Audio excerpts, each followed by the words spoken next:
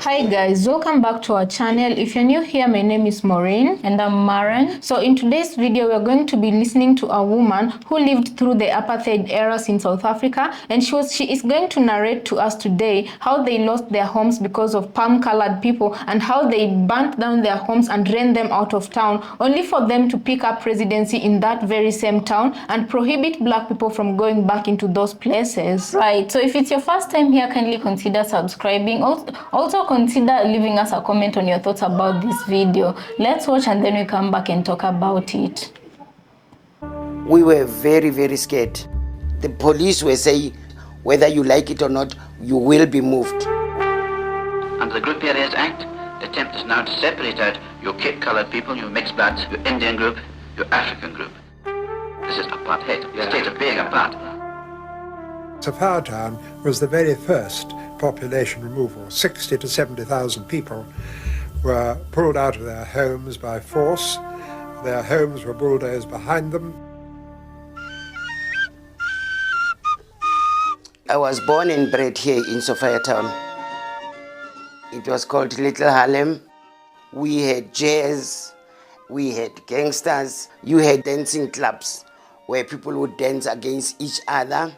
There was so much going on in Sophiatown that the birds had to fly backwards to keep the dust from their eyes. We had all nationalities. We had Zulus, Chinese, Indians, and we lived in harmony together. It was also unique because people could own property, and it was unusual because the whites didn't want people to own the land. The more that legislation for apartheid is pushed through Parliament, the greater the opposition aroused among the Africans. They wanted us to be moved far away from town so that they can take Sophiatown and turn it into a white suburb. People fought that they should stay here because they were here first. So if the government wants to move us, they will have to do so by force. We had just finished having supper when we had a big knock at the door. They came with these big government trucks. They would come late, load everything onto the trucks while the soldiers and the police were standing there with guns. And you know, as a child, they seem huge. And then after it was loaded, they told us, "Clement the truck. You just have to follow the rules, what they were saying, so that nobody in your family gets injured or killed." They told us that they are taking us to a new house in Meadowlands. Utla makhoa ari yengo Meadowlands, Meadowlands, Meadowlands, Meadowlands indawo yami. In those days, there was no electricity. It was pitch black. So you didn't know where you were. They said, "This is your home, so you can take your furniture in." Meadowlands goes from zone 1 to zone 10. If you are Zulu, you would be put in the Zulu zone. My mother worked in the suburbs. It was too far for her to come home every day. So after 2 weeks, her employers decided she would sleep at work and she will come home over weekends. So she didn't see us and we missed her. It took between 5 and 6 years to have everybody moved from Sophiatown, and they named the suburb Triumph. That is to tell us that they have won the war.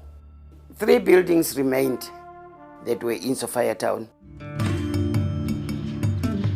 It was hateful at the time, but I would say it also made us better people. It made us understand the dynamics of life. It made us face apartheid face on. I always wanted to come back to Sophiatown.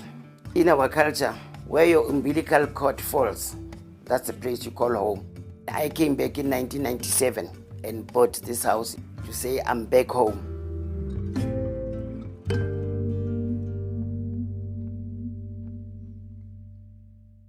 So guys, welcome back. Let us know what you think about this episode on the comment section. I'd like for you, our audience, to take note of the fact that at the beginning of the video we just played you, the woman said that they used to live in a town called Sophia, and from the description of it, she says that it was an all-inclusive town, right? The Zulu people lived together. You could find the Chinese people there. You could find everybody in that town, right? And this was until the white man came and said they wanted the land for themselves, and more so they wanted to turn it into an all-white town, meaning any other person of color, if you are not white, you are not allowed into that town, all right? And they asked people to leave carrying their guns. And guys, this brings me to the modern day South Africa. You look at the Western Cape, and I know a lot of you by now are familiar by this individual called Phil Craig. Phil Craig was not exactly born in South Africa. He wasn't at all born in South Africa. He is a European man, but what gained him citizenship in South Africa is he qualified, so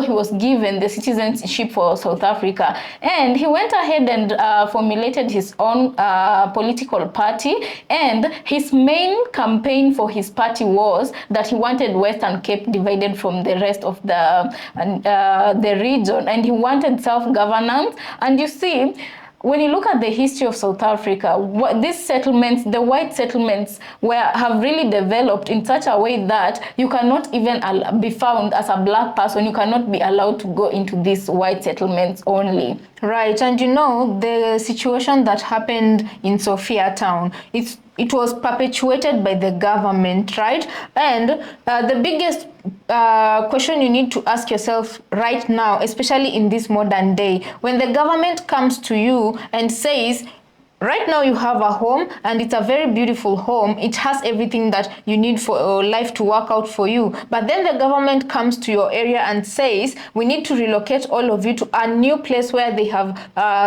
set up settlement for you guys. And furthermore, when you get to that place, that is not even it doesn't provide half the life you had from where the government is taking you, you know. So the biggest question we need to be asking ourselves as Africans right now, how come this situation was able to take place? I feel like right now the only thing that can save Africans is if they have weaponry to match what the palm-colored person comes with, because these people were able to get them out of their homes. Even after them protesting against the idea, they were able to be taken out of their homes at night because the palm-colored people had weaponry. And then another thing I feel like we all have to take note of is the fact that the woman clearly mentioned that during the days when they lived in that particular town called Sophia, right? They were able to own lands. Okay, that is very, very important. I need you to take note of. They were able to own lands, but as per her own narration, she says palm-colored people didn't like that very much, and they didn't like the fact that people were able to own land in such a town. And my biggest question herefore is, if they already had land and they even already had settlements, yeah,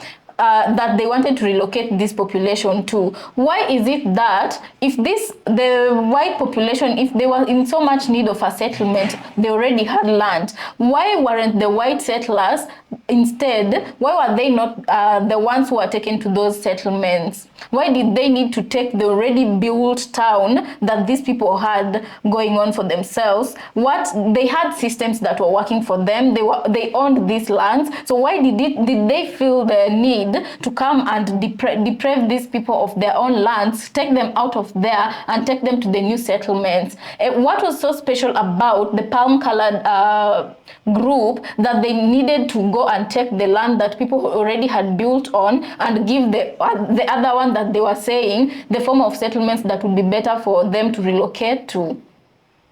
And you know, this, if you apply this to today's society, you also look at like history and present times, they're very much connected, because even in the days of slavery and colonization, right?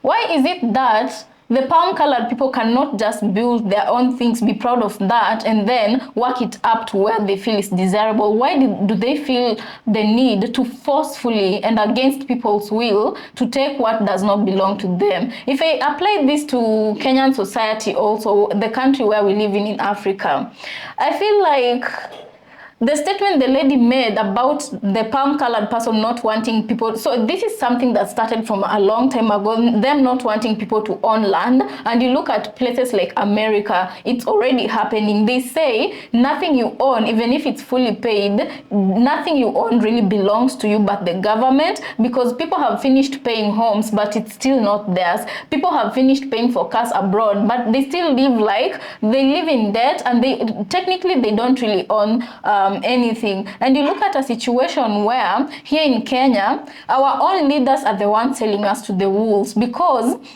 there used to be a time when, even up to now, people own ancestral land, something you know, if you have a child, you're gonna pass it down to your child. Forms of agriculture, our ancestors didn't survive because, if you're wondering, you know, they had techniques of farming, they had techniques of treating themselves when they got sick, they had techniques, in short. So right now, if I can take you back to when Kenyans were protesting against the finance bill, right?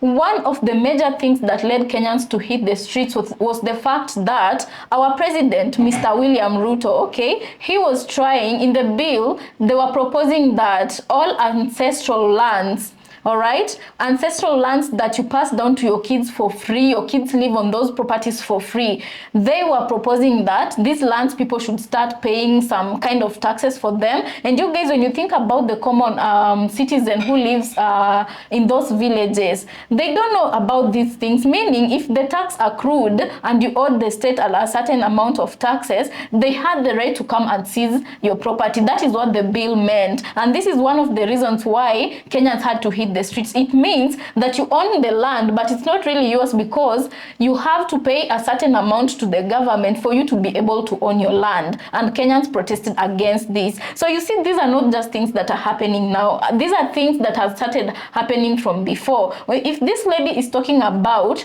the palm-colored person not wanting anybody to own land, and then they owned land, and for that reason they wanted what they had already built on it, and because they protested and refused, they came in the night with pew-pews and big trucks, loaded them up. And because you want to keep your family safe and you don't have a pew-pew to protect yourself, what ended up happening, you just agree to be loaded in. It's very dark, you don't know where they're taking you, meaning you don't even know the road to your back to your own place. It will take time for you to figure that out. So after they are moved, they got to that location, and then you hear her saying they divided them into groups.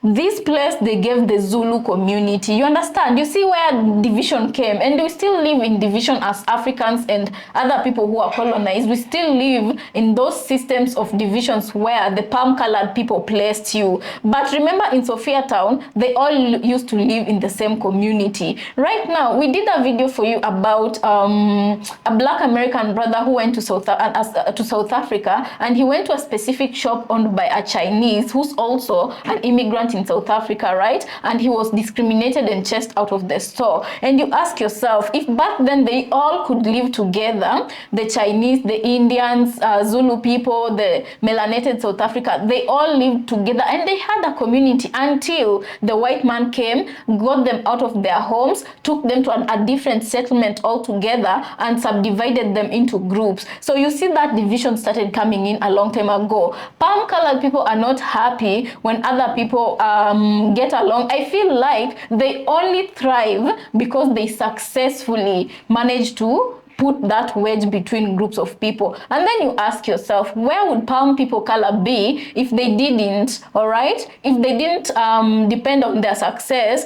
by dividing people, if that makes sense to you.